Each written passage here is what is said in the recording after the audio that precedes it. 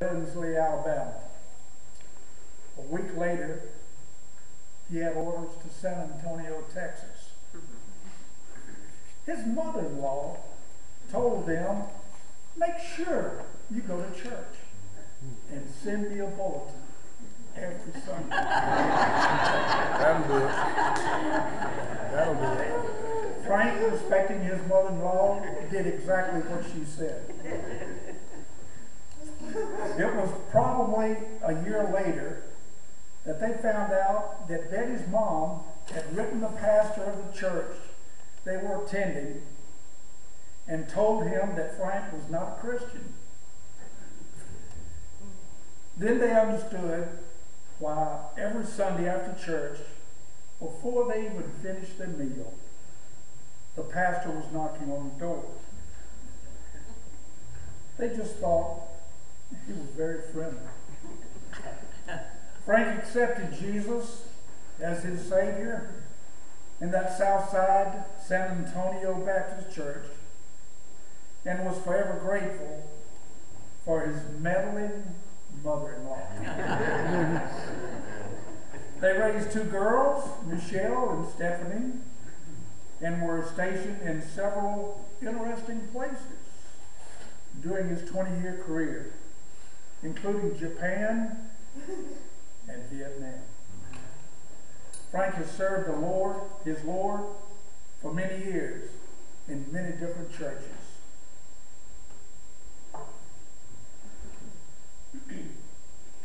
There's a cute story I want to share.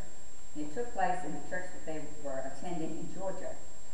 Both Frank and Betty were members of the choir, so during the first part of the worship service, someone from the congregation would come and sit with the girls.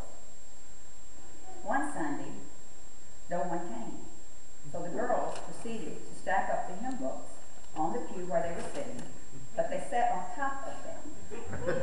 They were quite tall, and immediately after the service there was some discussion from Frank about this, and he said to them, and I quote this, "If you see me come down out of the choir, meet me at the front door."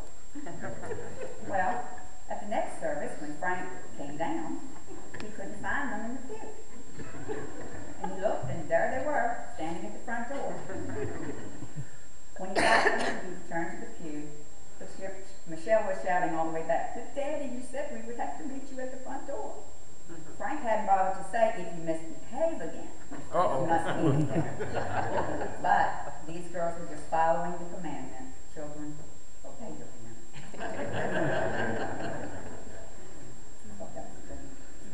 But after the Air Force, Frank's second career was with AT&T, and that was another 20-year career. Probably, though, his favorite job ever was being a nanny to his granddaughter Emily for 7 years, and she's here today. Through the years, Frank and Betty have always maintained a strong Christian home.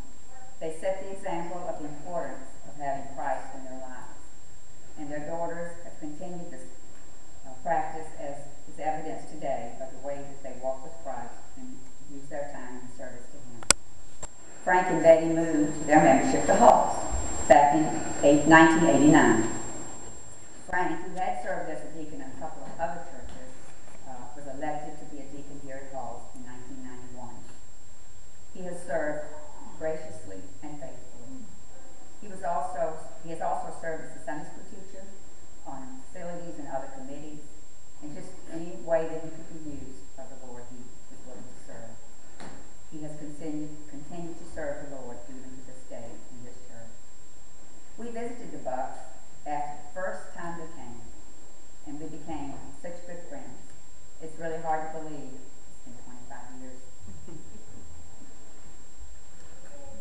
You know, at Tire Trade Service, we change oil. And Frank and Betty had a brand new Toyota. In the process of positioning the car to get it in the bay, I backed into another vehicle with this brand new Toyota. Did $2,400 worth of damage to it. You're still friends. I had to call Frank and tell him what happened. And he said, you know, you can buy a car anytime. You just don't have that good of friends. Chris Barnett does not let me back up any more cars.